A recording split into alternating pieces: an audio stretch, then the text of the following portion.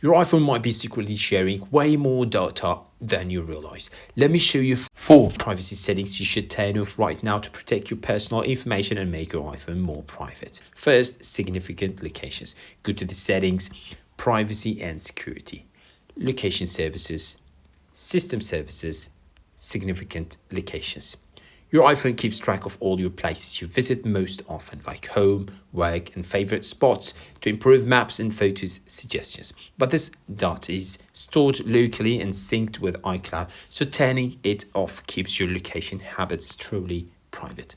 Second one, personalized ads. For this, go to the settings, privacy and security, Apple advertising, personalized ads. Apple uses your activity to deliver targeted ads in the App Store and Apple News. Turning it off won't reduce ads, but they will be less personalized, meaning less data collected about you.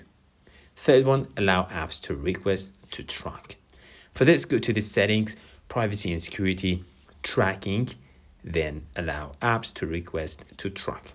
This setting allows apps to ask permission to track you across other apps and websites. Turning it off stops those pop-ups and automatically denies tracking for all apps. The last one, analytics and improvements sharing.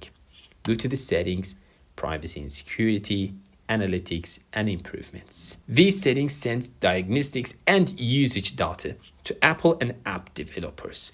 While it helps improve service, it also shares details about how you use your iPhone. And that's it. 4 settings you should definitely turn off to protect your privacy on iPhone. If you found this helpful, drop a like and subscribe for more hidden iPhone settings and tricks. See you in the next one.